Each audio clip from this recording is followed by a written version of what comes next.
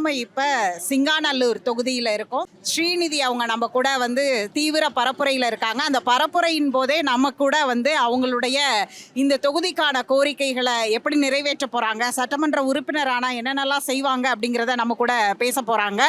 வணக்கம் மேடம். வணக்கம் வணக்கம். எப்படி இருக்கீங்க? ரொம்ப நல்லா இருக்கேன். இந்த தொகுதி எப்படி இருக்கு?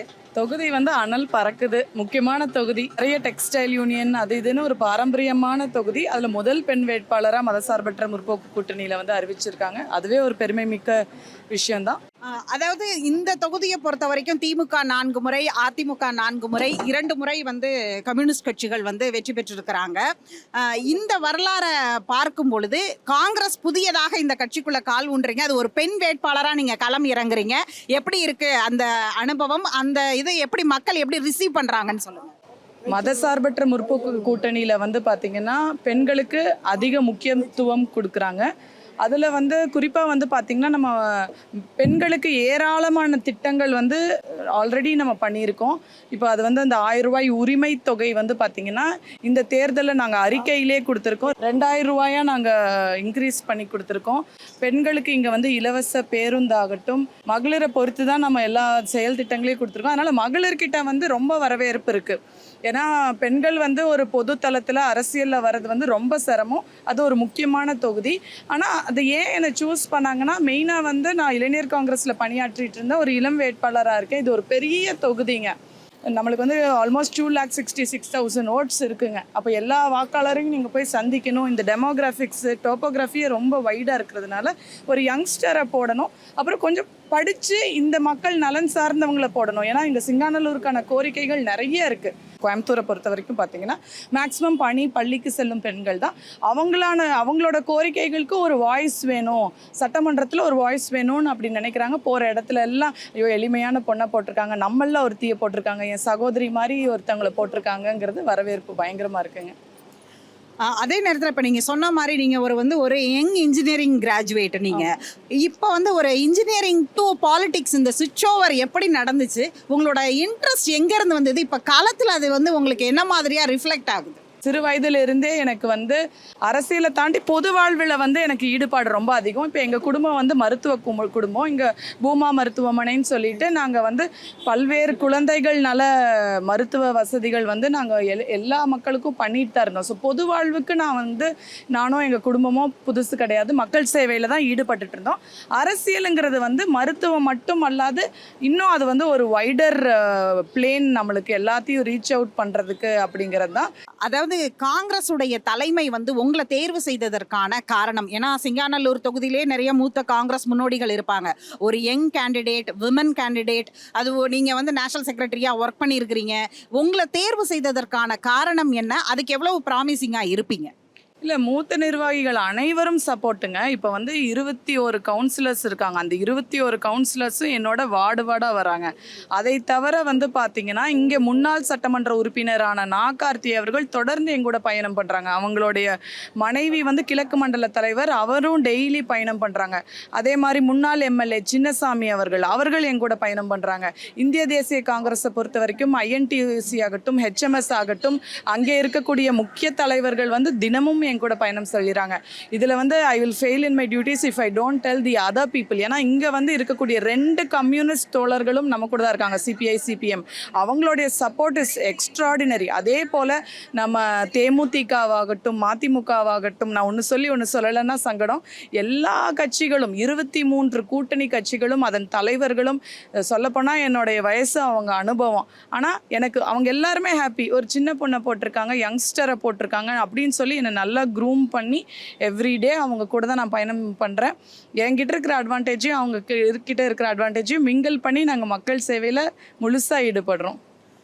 அதாவது எல்லாரும் தேர்தல் பரப்புரையில் வாக்குறுதிகளை கொடுப்பாங்க, அந்த தொகுதியுடைய பிரச்சனைகளை பேசுவாங்க. நீங்கள் கூடுதலாக சிட்டிங் எம்எல்ஏ மீதான ஊழல் குற்றச்சாட்டு, அதுவும் புகைப்படங்களோட வச்சு தேர்தல் பரப்புரையில் அவ்வளவு க்ரௌடுக்கு மத்தியில் பேசுனீங்க.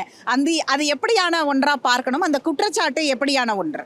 இல்லை, எனக்கு வந்து எங்கள் இளம் தலைவர் ராகுல் காந்தி சொல்கிற மாதிரி தாங்க, எங்கள் hands clean, our hands R clean.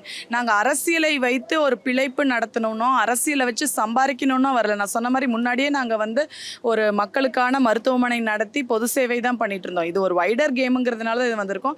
எங்களுக்கு எந்த கரப்ஷன் சார்ஜஸோ எதுவுமே இல்லை. நான் படித்த பொண்ணுங்க உங்கள ஒருத்தி, உங்கள் சிங்காநல்லூர் மக்களோட உரிமைக்கு குரல் கொடுக்கறதுக்கு கடமையாற்றுறதுக்கு எனக்கு ஒரு வாய்ப்பு கொடுங்கன்னு சொல்லி தான் நான் வந்து மக்கள்கிட்ட சந்திக்கிறேன். அதனால என்கிட்ட எந்த பேக்கேஜில் இதை வச்சு சம்பாதிக்கணுங்கிற நோக்கமும் இல்லை. இல்லைன்னா சம்பாதிக்கிறதா இருந்தால் நம்ம வேறு ஏதாவது வேலை பண்ணியிருக்கலாங்க. இதில் சம்பாதிக்கணும்னு இல்லை, மக்கள் சேவை மட்டும்தான் மனசில் வச்சு நாங்கள் பண்ணுறோம். நீங்கள் அந்த எதிர்க்கட்சி எம்எல்ஏயோடைய குற்றச்சாட்டுகளை எதுக்கு நான் வெளியே வச்சுன்னா, politics is not a place where you should make money. அது உங்கள் சுய சம்பாத்தியத்துக்கும், அதுவும் நீங்கள் இங்கே இருக்கக்கூடிய மக்கள் வந்து ஒரு ரொம்ப எல்லாருமே படித்தவர்களாக இருக்கலாம், ஆனால் அவங்க ரொம்ப ஒரு எளிமையானவர்கள். அவர்களை வைத்து பிழைப்பது வந்து நம்ம வந்து ஒத்துக்கவே முடியாத விஷயம். அது அவங்க பண்ணக்கூடிய ரியல் எஸ்டேட் மாஃபியாக்கள் எல்லாம் மற்றவங்க நிலத்தை பட்டா போட்டு பண்ணுறது வந்து, நானும் இந்த தொகுதியில் ஒரு பொண்ணு தான், அதை வந்து என்னால் ஏற்றுக்கொள்ள முடியல. அதனால தான் நான் தைரியமாக வந்து அதை வந்து நான் பப்ளிக் கிட்ட எடுத்துகிட்டு போனேன். ஏன்னா இதெல்லாம் வேலிட், லீகலி இதெல்லாம் எவிடென்ட் ட்ரூத்தை மட்டும்தான் வித் ப்ரூஃப் நாங்கள் வெளியிட்டோம். எதுவுமே ஒரு தவறாக நாங்கள் சொல்ல கிடையாது. இப்போ வந்து இந்த தொகுதியில் வந்து பார்த்திங்கன்னா தொழிற்சாலைகள், பஞ்சாலைகள் இருக்கக்கூடிய தொகுதி. இந்த ஈர பொறிமாவெல்லாம் செய்யக்கூடிய இந்த மாதிரியான மேனுஃபேக்சரிங் அண்ட் ப்ரொடக்ஷன் பேஸ்டான ஒரு தொகுதியாகவும் இருக்குது. அவங்களுக்கு நீங்கள் என்ன செய்வீங்க நீங்கள் வந்து நாளைக்கு சட்டமன்ற உறுப்பினராகி வரும் பொழுது? இல்லை, அதான் நான் சொன்ன மாதிரி சிங்காநல்லூர் வந்து இட்ஸ் நோன் ஃபார் எல்லாமே ஒர்க்கர்ஸ் யூனியன் இருக்கிற இதுதான். நிறையா மில்ஸ் வந்து செயலிலேருந்து என்டிசினால் டேக் ஓவர் பண்ண காலங்கள் எல்லாம் உண்டு.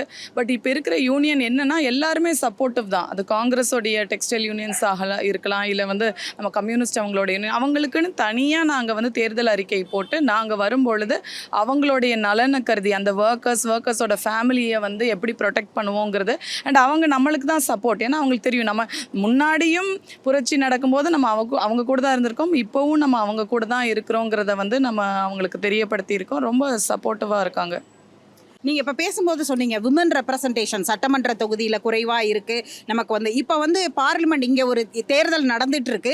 அவசரமாக பார்லிமெண்ட் சிறப்பு கூட்டத்தொடரை கூட்டி மகளிர் இடஒதுக்கீடு மசோதாவையும் தொகுதி மறுவரையறையும் ஒன்றாக இணைக்கக்கூடிய இப்போ பாஜக அரசுடைய நடவடிக்கையை எப்படி பார்க்குறீங்க ஒரு மகளிர் கேண்டிடேட்டா? விமன் ரிசர்வேஷன் இப்போ பஞ்சாயத்து ராஜ் சிஸ்டமில் 50% விமன் ரெப்ரசன்டேட்டிவ்ஸ் இருக்கணும்னு சொன்னது காங்கிரஸ் கவர்மெண்ட் தான். இன்றைக்கி இத்தனை பெண்கள் வந்து கவுன்சிலராக வந்து வலம் வராங்கன்னா கட்சிக்கு அப்பாற்பட்டு அதற்கு காரணம் எங்கள் ராஜீவ்காந்தி அவருடைய விஷன் தான். அதே போல் women have to come not just in local bodies, they have to come in legislative assembly also, இந்த பார்லிமெண்ட் ஆல்சோன்னு கொண்டு வந்ததும் நாங்கள் தான். ஆனால் இதை வந்து பாஜக வந்து அதை ஒரு காமிக்கிறாங்க, நாங்கள் வந்தால் 33% ரிசர்வேஷன் கொடுக்கணுன்றதை காமிக்கிறாங்க. பட் அதை வந்து ஏன் அந்த டீலிமிட்டேஷன் ஃபேக்டர்ஸோடு அவங்க இணைக்கிறாங்கன்னா, அவங்க வந்து பாஜகவுக்கு எங்கெல்லாம் ஓட்டு சதவீதம் அதிகமாக இருக்குமோ அதுக்கு தகுந்த மாதிரி அவங்க கான்ஸ்டிடுவன்சிஸை டிமார்க்கெட் பண்ணுறாங்க. எங்கேயுமே அவங்களுக்கு, ஏன்னா அவங்க வந்து ஒரு சர்வாதிகாரம் மிக்க கட்சி, அவங்க வந்து எல்லா கான்ஸ்டியூஷனல் பாடிஸும் அவங்க கையில் தான் இருக்குது. அதனால் இந்த சட்டமுமே வந்து பார்த்திங்கன்னா எதுவுமே வந்து ஒரு எதிர்கட்சியோடைய, இப்போ எங்கள் லீடர் தான் அப்போசிஷன் லீடராக இருக்கார், ஒரு கலந்தாய்வு பண்ணியெல்லாம் அவங்க பாஸ் பண்ணுறது கிடையாது. அவங்க வந்து ஒரு ப்ரூட்டலாக அவங்க வந்து அந்த பில்லை பாஸ் பண்ணிட்டு தான் இருக்காங்க. இந்த விமெனுக்கு நீங்கள் நல்லது பண்ணுறதா இருந்தால் ஐ திங்க் நீங்கள் அதை இம்ப்ளிமெண்ட் பண்ணணும். அதை விட்டுட்டு நான் அதை வந்து டிமார்க்கேஷனோட லிமிட் பண்ணுறது வந்து I think that is not correct. But அதுதான் நான் சொல்கிறேன், இப்போ எங்கள் கட்சி வந்து இப்போ 33% அதெல்லாம் விடுங்க, முக்கியமான தொகுதியான சிங்காநல்லூர் ஒரு பொண்ணு கொடுத்தாங்களா இல்லையா? அதே மாதிரி ஆர்கனைசேஷனில் எத்தனையோ மாவட்ட செயலாளர்களை வந்து பெண்களாக போட்டிருக்காங்க, அகில இந்திய லெவலில் எத்தனையோ பேரை பெண்களாக போட்டிருக்காங்க. ஸோ பில்லுங்கிறது ஒரு பக்கம் இருந்தாலும் எங்கள் பார்ட்டியில் முன்னுரிமை வந்து பெண்களுக்கு கொடுக்கணும்னு சொல்லி தான் இந்த முக்கியமான தொகுதியை கொடுத்துருக்காங்க. இதை வந்து பாஜகவோ அதிமுகவோ செய்ய சொல்லுங்க, பண்ணியிருக்க மாட்டாங்க. எங்கள் கூட்டணிங்கிறதுனால தான் சிங்காநல்லூர் ஒரு பொண்ணு கிடைச்சிருக்கு. இறுதியாக சிங்காநல்லூர் மக்களுக்கு உங்களுடைய கோரிக்கை என்ன? அந்த கோரிக்கையை எப்படி நீங்கள் வெற்றி பெற்று வந்தால் எப்படி நிறைவேற்றப் போகிறீர்கள்? ஒரே ஒரு கோரிக்கை தான். நான் உங்களில் ஒருத்தி, உங்கள் சகோதரி, உங்கள் மக, அது உங்களுக்கே தெரியும். தினந்தோறும் நீங்கள் சந்திக்கக்கூடிய பெண் தான் நான். எல்லாருக்கும் எங்கள் வீடு தெரியும், ஆஃபீஸ் தெரியும், என் ஃபோன் நம்பர் தெரியும். அந்தளவுக்கு வெளிப்படையாக இருக்கக்கூடிய பெண் தான். எல்லாருக்குமே தெரியும் என்னோட பேக்ரவுண்ட் எல்லாம் அவங்க செக் பண்ணி தான் என்னை வந்து இவ்வளோ சப்போர்ட் பண்ணுறாங்க. எப்பயுமே பொது வாழ்விலையும் மக்கள் சேவையிலும் தான் என் குடும்பமும் இருந்தது, நானும் இருக்கேன். இருக்கிறேன். ஊழல் அப்படிங்கிறதுக்காக நாங்கள் வந்து அரசியலுக்கு வரல. ஏன்னா நான் கக்கன் காமராஜர் பார்த்த கட்சியிலேருந்து வர்றேன். இந்திரா காந்தி அம்மையார் போல் பெரும் ஆளுமைகள் இருந்த கட்சியிலிருந்து நான் வரேன். அப்படி இருக்கும் பொழுது என்னுடைய அரசியல் தூய்மையான அரசியலாக இருக்கும். மக்கள் சேவை மட்டுமே என்னுடைய நோக்கமாக இருக்கும். இதை நீங்கள் கருத்தில் கொண்டு உங்கள் மகளாக, உங்கள் சகோதரியாக என்னை பெரும் வாரியான வாக்கு வித்தியாசத்தில் இந்த சிங்காநல்லூர் தொகுதியில் முதல் பெண் வேட்பாளராக இருக்கக்கூடிய என்னை முதல் பெண் சட்டமன்ற உறுப்பினராக இவங்க எல்லாரும் ஆக்குவாங்கன்ற நம்பிக்கை எனக்கு இருக்கு. இவ்வளோ தீவிர பரப்புரை நேரத்திலையும் எங்களுக்காக நேரம் ஒதுக்கி உங்களுடைய கருத்துக்களை பகிர்ந்து கொண்டதற்கு நன்றி.